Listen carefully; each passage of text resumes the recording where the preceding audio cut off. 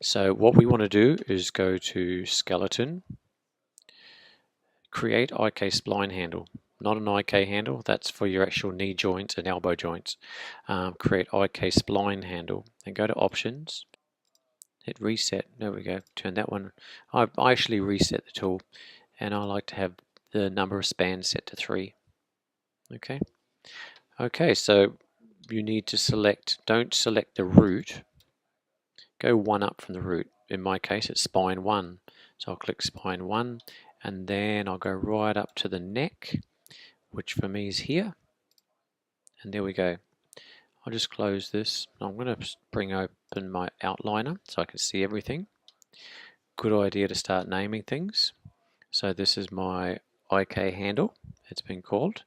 Okay, and I might even call that actually the IK spline or spine. Okay. So now that we've done that, what we need to do is actually pick the little points inside that spline. There's the spline, that little green line. It's quite difficult to select, so I like to go into sub-object mode again. And now, if you right-click it and go into, or actually, just select it. And there they are. So I've got 1, 2, 3, 4, 5, 6 of them. I'll grab the top 3, like that, and I want to create a cluster. Deform cluster. There's the little C, and there's my cluster here. So I'll rename this one. I'm going to call this cluster top, and now I'm going to do exactly the same for the bottom. So I'll grab the bottom ones. There we go. That's correct. And I'll go cluster again, deform cluster. And I can even test that.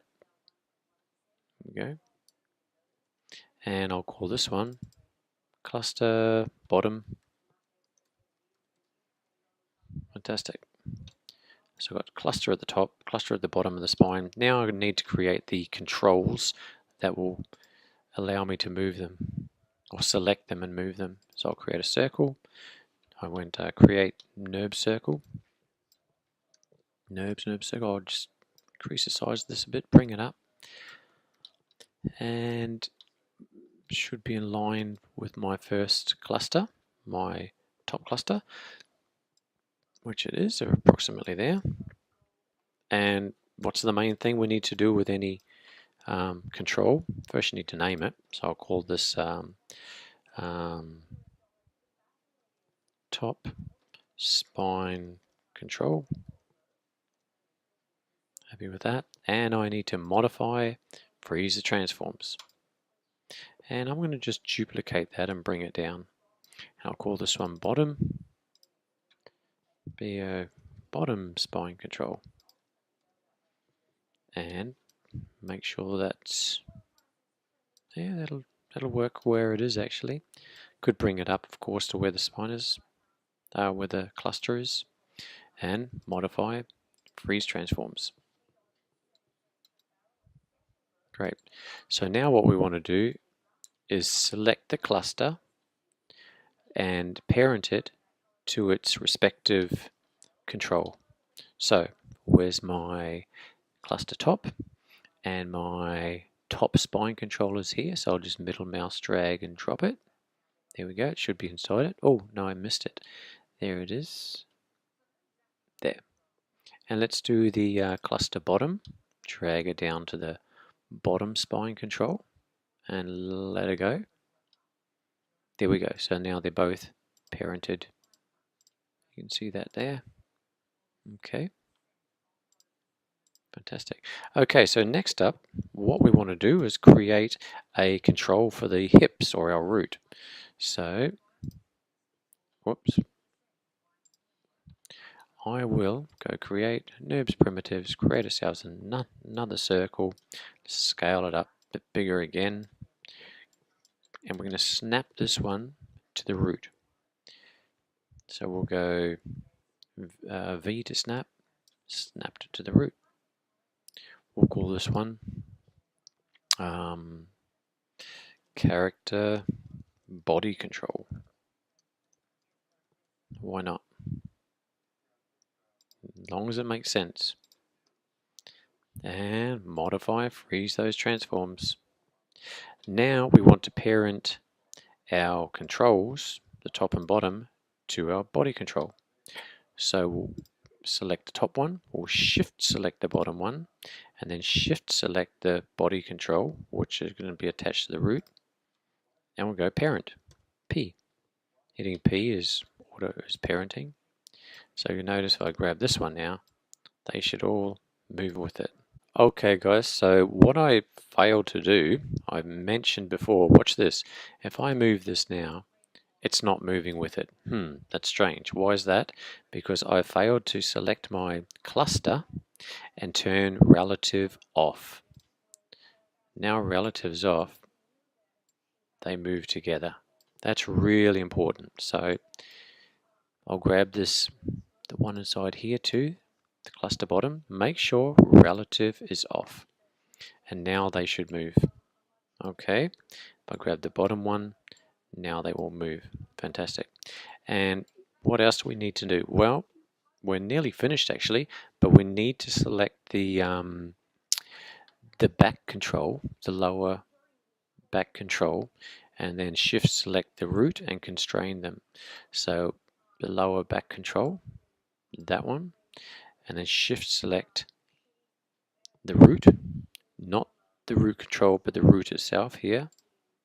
We need to constrain that, parent constrain it. Make sure maintain offset is on, and then go add. Now you should be able to move all of that. See that? All moving together. That's what you want. Great. Now finally we need to create a super mover. So you know what? We're going to move all this up now. I'll create a super mover. I'll create a new, not a square. Sorry about that. Let's create a circle. Let's scale the circle up. Give it a name.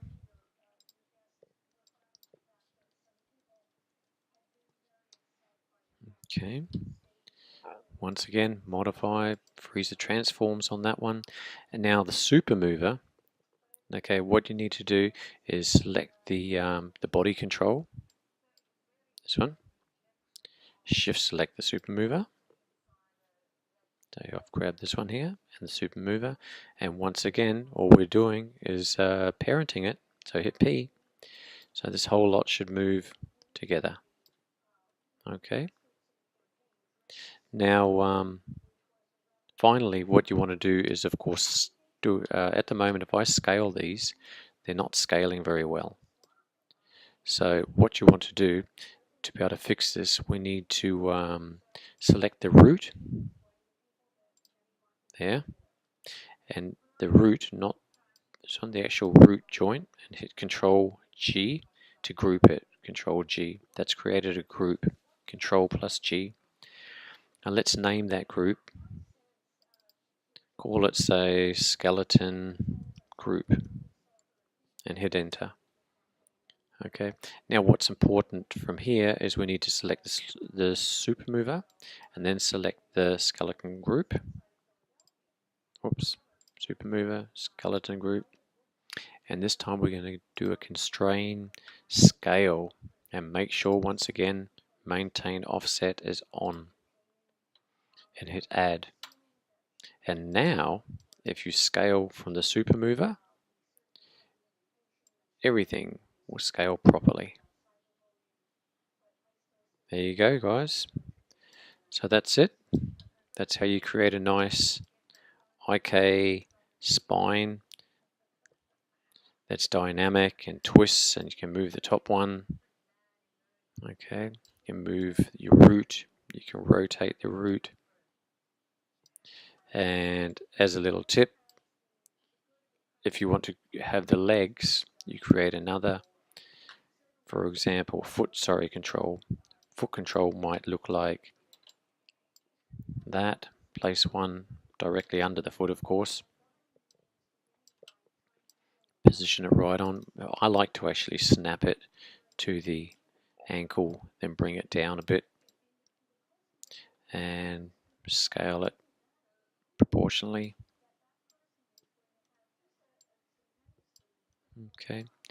Once again, freeze those transforms, name it, and you'll of course have an IK handle created. I'm going to just bring that knee forward a little bit by holding D, because you like to have a little bend in the knee. And with the IK for the leg, you go skeleton, IK handle, options. Make sure that rotate plane solver's on.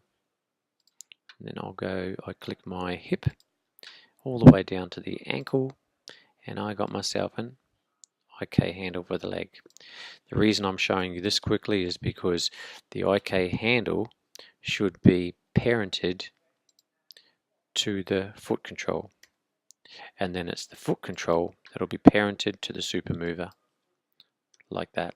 So now when I say bend, the foot stays in place. You got that? See that foot's staying in place, and when I grab this, the whole lot moves. So that's it, guys. Now if you'd like to understand how to create a nice foot roll, so as the foot setup, that's in another tutorial that I've created. So have a look through my other tutes, and yeah, happy rigging. Okay, next up I'll be moving into the hand using set driven keys. Okay, thanks for watching.